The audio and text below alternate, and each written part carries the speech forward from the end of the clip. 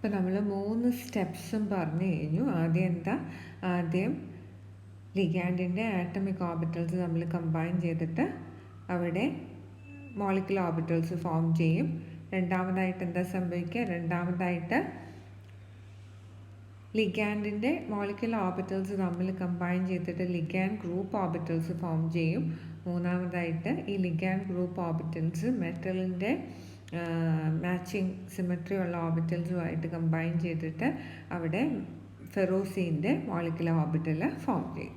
നമുക്കിവിടെ molecular orbital diagram of ഫെറോസീനാണ് കാണാൻ സാധിക്കുന്നത്. അപ്പോൾ ഇവിടെ നമുക്ക് കാണാം, ഇവിടെ ഡിഫറെൻറ്റ് എനർജി ലെവൽസ് കൊടുത്തിട്ടുണ്ട്. അപ്പോൾ ഈ മോളിക്കുലർ ഓർബിറ്റൽ ഡയഗ്രാം നോക്കുമ്പോൾ നമ്മൾ ഈ വരച്ചിരിക്കുന്ന മോളിക്കുലർ ഓർബിറ്റൽ ഡയഗ്രത്തിനകത്ത് ലെഫ്റ്റ് സൈഡിൽ ലിഗാൻഡ് ഓർബിറ്റൽസും റൈറ്റ് സൈഡിൽ മെറ്റൽ ഓർബിറ്റൽസും ആണ് നമ്മൾ കൊടുത്തിരിക്കുന്നത്. അപ്പോൾ ലിഗാൻഡ് ഓർബിറ്റൽസ് തന്നെ നമ്മൾ A1G, A2U, A2 എനർജി കുറവുള്ളത്, അതിനുശേഷം E1G, E1U, അതിനുശേഷം E2G, E2U. അപ്പം A1G എന്ന് പറഞ്ഞു കഴിഞ്ഞാൽ A1G, A2U എന്ന് പറഞ്ഞു കഴിഞ്ഞാൽ 0 നോഡുള്ളത്, E1 1 നോഡുള്ളത്, E2 എന്ന് പറയുന്നത് 2 നോഡുള്ളത്. അപ്പോൾ അതിൻ്റെ എനർജി ലെവൽസ് ആണ് ഇവിടെ കാണിച്ചിരിക്കുന്നത്. മെറ്റൽ ഓർബിറ്റൽസിൻ്റെ എനർജി ലെവൽ നമ്മൾ റൈറ്റ് സൈഡിലും കാണിച്ചിട്ടുണ്ട്. അപ്പോൾ ഇത് തമ്മിൽ ഓവർലാപ്പ് ചെയ്തിട്ടാണ് എന്ത് ഫോം ചെയ്യുന്നത്? ഈ ലിഗാൻഡ് ഗ്രൂപ്പ് ഓർബിറ്റൽസും മെറ്റൽ ഓർബിറ്റൽസും തമ്മിൽ കമ്പൈൻ ചെയ്തിട്ടാണ് നമ്മുടെ മെറ്റലൂസീൻ്റെ ഓർബിറ്റൽസ് ഫോം ചെയ്തിരിക്കുന്നത്. അപ്പോൾ ഏറ്റവും എനർജി കുറവുള്ള ഓർബിറ്റൽ എന്ന് പറഞ്ഞു കഴിഞ്ഞാൽ ഏതാണ്? A1G ആണ്. അതിനുശേഷം A2U, അതിനുശേഷം E1G, E1U, E2G, A1*G, A1-G, then E1*G. അപ്പോൾ ഇത്രയും മോളിക്കുലർ ഓർബിറ്റൽസ് ആണ് നമുക്ക് വേണ്ടുന്നത്. അപ്പോൾ നമ്മുടെ എക്സ്പ്ലനേഷന് വേണ്ടുന്നത് താഴെയുള്ള മോളിക്കുലർ ഓർബിറ്റൽസ് എല്ലാം ബോണ്ടിങ് മോളിക്കുലർ ഓർബിറ്റൽസും A1-G എന്ന് പറയുന്നത് നോൺ ബോണ്ടിങ് മോളിക്കുലർ ഓർബിറ്റലാണ്, അല്ലെങ്കിൽ ഒരു സ്ലൈറ്റ് ആൻറ്റി ബോണ്ടിങ് ക്യാരക്ടറുള്ള ഒരു ഓർബിറ്റലാണ്. E1-G എന്ന് പറയുന്നത് ഒരു ആൻറ്റി ബോണ്ടിങ് മോളിക്കുലർ ഓർബിറ്റലാണ്. അപ്പോൾ നമ്മൾ ആ ഡയഗ്രത്തിനകത്ത് കണ്ടിരുന്നു, ഇവിടെ ഈ ഒരു ടേബിളിനകത്ത് നമ്മൾ കണ്ടിരുന്നു, ഇവിടെ ബോണ്ടിങ് ഓർബിറ്റലായിട്ട് വരുന്ന ഏതൊക്കെയാണ്? അപ്പോൾ അത് വരയ്ക്കാനുള്ള എളുപ്പമാർഗ്ഗമാണ് പറയുന്നത്. A1G അത് ബോണ്ടിങ് ആണ്, പിന്നെ A2U ആണ് ബോണ്ടിങ് ആയിട്ട് വരുന്നത്, പിന്നെ വരുന്നത് E1G, അതിനുശേഷം E1U, അതിനുശേഷം E2G, പിന്നെ നമ്മൾ ഏതാ എടുക്കുക? A1-G, പിന്നെ നമ്മളൊരു ആൻറ്റി ബോണ്ടിങ് ഓർബിറ്റൽ E1-G. അപ്പോൾ ആദ്യം ബോണ്ടിങ് വരയ്ക്കുക. അപ്പോൾ ഇതിനകത്ത് ബോണ്ടിങ് മോളിക്കുലർ ഓർബിറ്റൽസ് കൊടുത്തിട്ടുണ്ട്.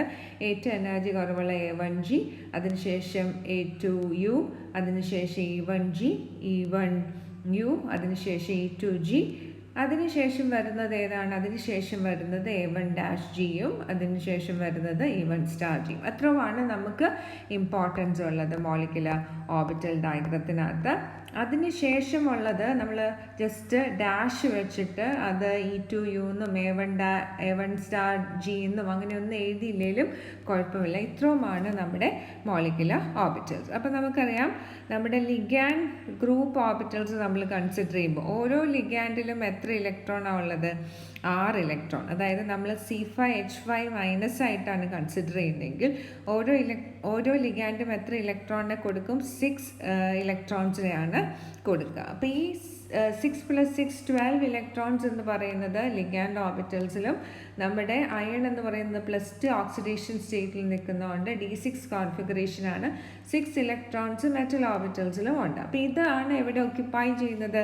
നമ്മുടെ മെറ്റലൂസീൻ്റെ ഓർബിറ്റൽസിനകത്ത് ഓക്യുപ്പൈ ചെയ്യുന്നത്. അപ്പോൾ നമുക്ക് കാണാം, ആദ്യം ഈ ലിഗാൻഡിനകത്തെ 12 ഇലക്ട്രോൺ, അത് രണ്ടെണ്ണം ഇവിടെ 2, 4, 6, 8, 10, 12 ഇത്രയും ഓർബിറ്റൽസിൽ നമ്മുടെ എന്ത് ഇലക്ട്രോൺസ് ഓക്യുപ്പൈ ചെയ്യും? നമ്മുടെ ലിഗാൻഡിലെ ഇലക്ട്രോൺസ് ഈ ബോണ്ടിങ് ഓർബിറ്റലിൽ ഓക്യുപ്പൈ ചെയ്യും. ഇവിടം വരെ, അതായത് E1U വരെയാണ് ഓക്യുപ്പൈ ചെയ്യുന്നത്. 2, 4, 6, 8, 10, 12 ഈ ഇത്രയും ഓർബിറ്റൽസ് ആണ് നമ്മുടെ എന്തെന്ന് പറയുന്നത്? ബോണ്ടിങ് ഓർബിറ്റൽസ് ആയിട്ട് നമ്മൾ പറയുന്നത്. ബോണ്ടിങ് ഓർബിറ്റൽ ഈ E1U വരെയുള്ള ബോണ്ടിങ് ഓർബിറ്റൽസിൽ നമ്മുടെ 12 ഇലക്ട്രോൺ, ലിഗാൻഡിൽ നിന്നുള്ള 12 ഇലക്ട്രോൺ ഒക്യുപ്പൈ ചെയ്യും. അതിനുശേഷം എത്ര ഇലക്ട്രോൺസ് ഉള്ളത്? മെറ്റലിൻ്റെ 6 ഇലക്ട്രോൺസ്. ആ മെറ്റലിൻ്റെ 6 ഇലക്ട്രോൺസ് എവിടെയാണ് ഒക്യുപ്പൈ ചെയ്യുന്നത്? മെറ്റലിൻ്റെ 6 ഇലക്ട്രോൺസ് ഒക്യുപ്പൈ ചെയ്യുന്നത് E2Gയിലും അതുപോലെ തന്നെ E2G എന്ന് പറയുന്ന 2 ഓർബിറ്റൽസ് ഉണ്ട്. അപ്പോൾ അവിടെ 4 ഇലക്ട്രോണും A1-Gയിൽ 2 ഇലക്ട്രോണും, അങ്ങനെ 6 ഇലക്ട്രോൺ അവിടെയാണ് ഒക്യുപ്പൈ ചെയ്യുന്നത്. അപ്പം ഇവിടെ ഈ A1-G എന്ന് പറയുന്നതാണ് ഏത്? നമ്മുടെ ഹയസ്റ്റ് ഒക്യുപ്പൈഡ് മോളിക്കുലർ ഓർബിറ്റലും E1*G എന്ന് പറയുന്നതാണ് നമ്മുടെ ലോവസ്റ്റ് അൺഒക്യുപ്പൈഡ് മോളിക്കുലർ ഓർബിറ്റൽ. അപ്പോൾ ഇവിടെ ഈ ഒരു ഡോട്ടഡ് ലൈൻ വെച്ച് റെപ്രസെൻറ്റ് ചെയ്തിരിക്കുന്നതിനകത്ത് നമുക്ക് കാണാം E2Gയിലും A1-Gയിലുമാണ് നമ്മുടെ മെറ്റൽ ഇലക്ട്രോൺസ് ഒക്യുപ്പൈ ചെയ്യുന്നത്. അത് A1-G എന്ന് പറയുന്നത് ഹോമോയും E1-G എന്ന് പറയുന്നത് ലൂമോയുമായിട്ട് നിൽക്കുന്നതായിട്ട് കാണും. അപ്പോൾ ഇതിനകത്ത് നമ്മൾ നോക്കുമ്പോൾ ഇതിൻ്റെ ഒരു ഇലക്ട്രോണിക് കോൺഫിഗറേഷൻ നോക്കുമ്പോഴത്തേക്കും നമുക്ക് കാണാൻ സാധിക്കുന്നത് എന്താ? ഇലക്ട്രോണിക് കോൺഫിഗറേഷൻ നോക്കുമ്പോൾ ഫെറോസീൻ എന്ന് പറയുന്നത് 18 ഇലക്ട്രോൺ സിസ്റ്റമാണ്. അപ്പം ഏറ്റവും ലോവസ്റ്റ് എനർജി ഉള്ള A1G അവിടെ 2 ഇലക്ട്രോൺ, അതിനുശേഷം A2U അവിടെ 2 ഇലക്ട്രോൺ, അതിനുശേഷം E1G 4 electrons, A1U 4 electrons, and E2G 4 electrons, and A1-Gയിൽ 2 ഇലക്ട്രോൺസ്. അപ്പോൾ അങ്ങനെ ഓൾ ടുഗെദർ എത്ര ഇലക്ട്രോൺസ് ആയി? 18 ഇലക്ട്രോൺ. അപ്പോൾ ഇതാണ് ഫെറോസീൻ്റെ ഇലക്ട്രോണിക് കോൺഫിഗറേഷൻ എന്ന് പറയുന്നത്. അപ്പോൾ നമുക്ക് ഓവറോൾ ബോണ്ടിങ് ഇൻ ഫെറോസീൻ നമുക്ക് സമ്മറൈസ് ചെയ്യുമ്പോൾ നമുക്ക് പറയാൻ സാധിക്കുന്ന എന്താ? The occupied orbitals of the cyclopentadienyl ligands are stabilized by the interaction with iron. So the occupied orbitals of the cyclopentadienyl ligands, when it interacts with the metal orbital, it undergoes stabilization. And stabilization in energy of 0 node and 1 node group orbitals that have bonding interaction with the metal, forming molecular orbitals that are primarily ligand in nature. അപ്പം 0 node ഉള്ളതും 1 node ഉള്ളതുമായിട്ടുള്ള ligand group orbitals മെറ്റലുമായിട്ട് ഒരു bonding interaction ഉണ്ടാവുകയും ഉണ്ടാവുന്ന molecular ഓർബിറ്റൽസിന് അപ്പോൾ എന്ത് നേച്ചറായിരിക്കും കൂടുതൽ ഉണ്ടാവുക? ലിഗാൻഡിൻ്റെ നേച്ചറായിരിക്കും കൂടുതലായിട്ട് ഉണ്ടാവുക. അതായത് എക്സാമ്പിൾ നമ്മൾ A1G, A2U, E1G, E1U orbitals ആണ് പറയുന്നത്. Then the next is orbitals next higher in energy are largely derived from iron d orbitals, and they are populated by 6 electrons, and these molecular orbitals have some ligand character. ആ molecular orbitalന് എന്ത് ക്യാരക്ടറും കൂടെ ഉണ്ട്? അത് കൂടുതലായിട്ടും D ഓർബിറ്റൽസിൽ നിന്നാണ് derive ചെയ്തിരിക്കുന്നതെങ്കിലും അതിന് ligand ക്യാരക്ടറും കൂടെ ഉണ്ട്. അതായത് E2Gയും A1-Gയും. പിന്നെ നമ്മൾ പറയുന്നത് നമ്മുടെ എനർജി നോക്കുമ്പോഴത്തേക്കും ഓവർലാപ്പിംഗ് നോക്കുമ്പോഴത്തേക്കും അവിടെ വെൽ മാച്ച്ഡ് ആയിട്ടുള്ള സിമെട്രി ഉള്ള ഓർബിറ്റൽസ് ഏതൊക്കെ മാത്രമേ ഉള്ളൂ? E1G ലിഗാൻഡ് ഗ്രൂപ്പ് ഓർബിറ്റലും മെറ്റലിൻ്റെ DYZ DXZ ഓർബിറ്റൽസും. അപ്പോൾ അവിടെ അത് ഫോം ചെയ്യുന്ന ബോണ്ട് എന്ന് പറഞ്ഞു കഴിഞ്ഞാൽ പൈ ബോണ്ടാണ്. ആ പൈ ബോണ്ടാണ് സൈക്ലോപെൻറ്റാഡൈനൈൽ മെറ്റൽ ബോണ്ടിന് ആവശ്യമായിട്ടുള്ള സ്റ്റെബിലൈസേഷൻ കൊടുക്കുന്നത്. അല്ലെങ്കിൽ ആ മോളിക്യൂള് സ്റ്റേബിളായിട്ട് നിൽക്കാനുള്ള കാരണം എന്ന് പറഞ്ഞു കഴിഞ്ഞാൽ അവിടെ ആ E1G ലിഗാൻഡ് ഗ്രൂപ്പ് ഓർബിറ്റലും അതുപോലെ തന്നെ നമ്മുടെ മെറ്റൽ DYZും DXZ ഓർബിറ്റൽസും തമ്മിൽ അവിടെ ഒരു പൈ ബോണ്ട് ഫോം ചെയ്യുന്നത് കൊണ്ടാണ്. അപ്പോൾ ഇവിടെ ഈ മോളിക്കുലർ ഓർബിറ്റൽ ഡയഗ്രാം നോക്കുമ്പോഴത്തേക്ക് നമുക്കറിയാം. ഇപ്പോൾ ഈ A1G നോക്കുകയാണെങ്കിൽ A1G ഏതൊക്കെയായിട്ടാണ് ഓവർലാപ്പ് ചെയ്യുന്നത്?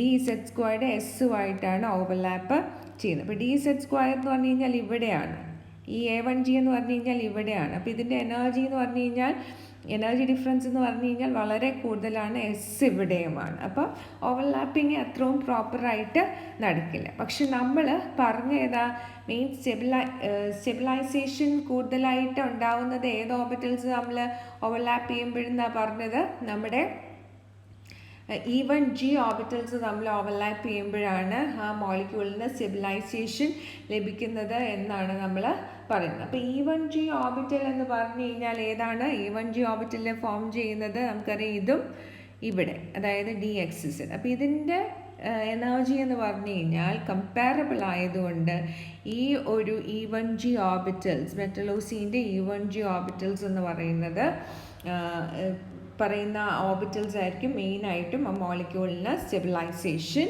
കൊടുക്കുന്നത്.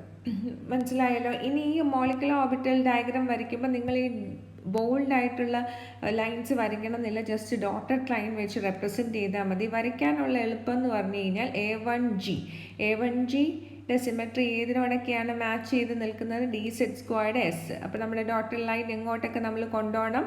നമ്മൾ ഈ 4Sലേക്കും അതുപോലെ തന്നെ നമ്മുടെ 3Dയിലേക്കും കൊണ്ടുപോവാം. ഇനി അടുത്തത് A2U. ഇത് നമ്മൾ ലൈൻ ഇവിടം വരെ കാണിച്ചിട്ടുള്ളൂ, ജോയിൻ ചെയ്തതായിട്ട് കാണിച്ചിട്ടില്ല. കാരണം ഇതിൻ്റെ സിമെട്രി മാച്ച് ചെയ്യുന്നത് 4p ഓർബിറ്റൽസുമായിട്ടാണ്. 4pz ഓർബിറ്റലിൻ്റെ സിമെട്രി ആയിട്ടാണ് ഇത് മാച്ച് ചെയ്യുന്നത്. അപ്പോൾ അതിൻ്റെ എനർജി എന്ന് പറഞ്ഞു കഴിഞ്ഞാൽ വളരെ ഹൈ ആയതുകൊണ്ട് ഈ ഒരു ലിഗാൻഡ് ഓർബിറ്റലിൻ്റെ കോൺട്രിബ്യൂഷൻ ആയിരിക്കും ആ മോളിക്കുലർ ഓർബിറ്റലിന് കൂടുതലായിട്ട് വരുന്നത്. അതുകൊണ്ടാണ് നമ്മൾ ഡോട്ടഡ് ലൈൻ കാണിച്ചാലും കുഴപ്പമൊന്നുമില്ല. അപ്പം നമ്മളെങ്ങനെ കൊടുക്കണം? അത് ഏതിനോടാണ് സിമിലർ ആയിട്ട് വരുന്നത് അങ്ങോട്ട് നമ്മൾ ഡോട്ടഡ് ലൈൻ കൊടുക്കുക. പിന്നെ E1G ആണെങ്കിൽ DYZ DXZ. അപ്പോൾ നമ്മൾ എങ്ങോട്ട് കൊടുക്കണം?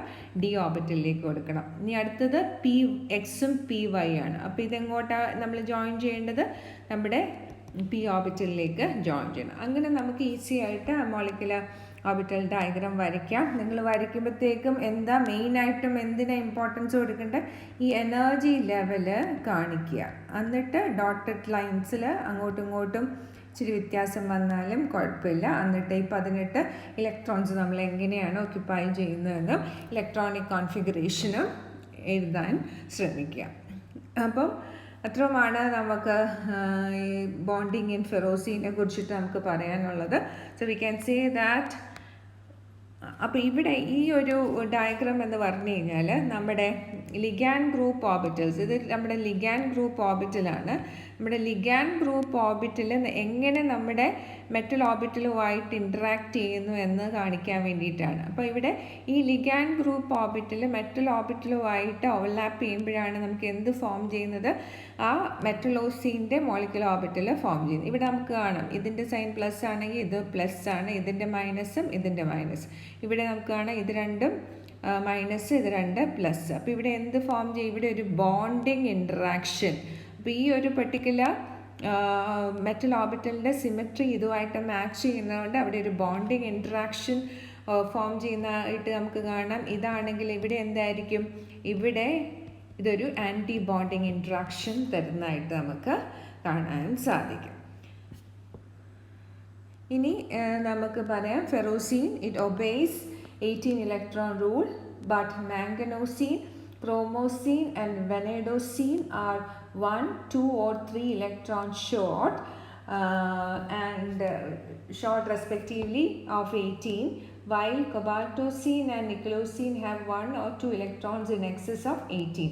അപ്പോൾ നമ്മുടെ മാംഗനോസീൻ, ക്രോമോസീൻ, വെനൈഡോസീൻ എന്ന് പറയുന്ന ഇതെല്ലാം മെറ്റലോസീൻസ് ആണ്. ഇത് ഈ മാംഗനീസ് എന്ന് പറയുന്ന മെറ്റൽ 2 സൈക്ലോപെൻറ്റഡൈനൈൽ റിങ്ങിൻ്റെ ഇടയ്ക്ക് സാൻഡ്വിച്ച് ആയിട്ട് നിൽക്കുന്ന ആ ഒരു കോംപ്ലക്സ് നമ്മൾ പറയുന്നതാണ് മാംഗനോസീൻ.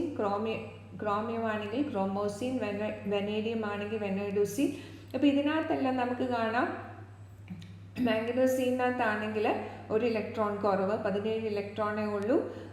ക്രോമോസീനകത്ത് 16, വെനൈഡോസീനകത്ത് 15 ഇലക്ട്രോൺ. ഈ കൊബാൾട്ടോസീനും നിക്കലോസീനും നമ്മൾ നോക്കുകയാണെങ്കിൽ 1 ഇലക്ട്രോൺ എക്സ്ട്രാ ആണ് കൊബാൾട്ടോസീനകത്ത്, അതായത് 19 ഇലക്ട്രോൺസ്. നിക്കലോസീൻ ആണെങ്കിൽ 20 ഇലക്ട്രോൺസ്. അപ്പോൾ ഇതെല്ലാം എങ്ങനെയുള്ള മോളിക്യൂൾ ആയിരിക്കും? All these metallocenes are paramagnetic and the molecular orbital diagram explains the magnetic properties and the highest occupied molecular orbitals. അതായത് ഇവിടെ നമ്മുടെ ഹയസ്റ്റ് ഒക്യുപ്പൈഡ് മോളിക്കുലർ ഓർബിറ്റൽ ആയിട്ട് വരുന്ന ഏതാണ്? A1-G ആണ്. അപ്പോൾ A1-Gക്കകത്ത് അത് കംപ്ലീറ്റ്ലി ഫിൽഡ് ആണ്. എന്തിൻ്റെ കാര്യത്തിൽ? നമ്മുടെ ഫെറോസീൻ്റെ കാര്യത്തിൽ. പക്ഷേ നമ്മുടെ വെനേഡിയം പോലെയുള്ള വെനൈഡോസീൻ, മാംഗനോസീൻ ഒക്കെ വരുമ്പോഴത്തേക്ക് എന്ത് സംഭവിക്കും? അതിൽ നിന്ന് ഇലക്ട്രോൺസ് റിമൂവ് ചെയ്യും. അപ്പോൾ അതിൽ നിന്ന് ഇലക്ട്രോൺസ് റിമൂവ് ചെയ്യുമ്പോൾ അതിനൊരു സ്ലൈറ്റ് ബോണ്ടിങ് ക്യാരക്ടർ മാത്രമേ ഉള്ളതുകൊണ്ട് എന്താ സംഭവിക്കുന്നത്? വളരെയധികം സ്റ്റെബിലിറ്റി അതിന് നഷ്ടപ്പെടുന്നില്ല. സ്റ്റെബിലിറ്റി വളരെ കുറച്ചേ അതിന് നഷ്ടപ്പെടുന്നുള്ളൂ. അതുപോലെ തന്നെ 1 ഇലക്ട്രോൺ ഈവൺ സ്റ്റാർ ജി ലൂമോയിലേക്ക് ആഡ് ചെയ്ത് കഴിഞ്ഞാൽ ആ ഒരു ഓർബിറ്റൽ എന്ന് പറയുന്നത് അത് ആൻറ്റിബോണ്ടിങ് ക്യാരക്ടർ ഒത്തിരി ഉള്ള ഒരു ഓർബിറ്റലല്ല. അപ്പോൾ ഒരു ഇലക്ട്രോൺ അതിലേക്ക് ആഡ് ചെയ്താലും ആ സ്പീഷീസ് സ്റ്റേബിൾ ആയിട്ട് തന്നെ നിൽക്കും. പക്ഷേ ഏറ്റവും സ്റ്റെബിലിറ്റി ഉള്ള മെറ്റലോസീൻ എന്ന് പറഞ്ഞു കഴിഞ്ഞാൽ എന്താണ്? ഫെറോസീൻ തന്നെയാണ്. കാരണം അത് 18 ഇലക്ട്രോൺ റൂള് ഫോളോ ചെയ്യുന്ന ഒരു കോംപ്ലക്സ് ആണ്. അതുകൊണ്ട് അതായിരിക്കും ഏറ്റവും സ്റ്റേബിൾ ആയിട്ടുള്ളൊരു മെറ്റലോസീൻ എന്ന് പറയുന്നത്.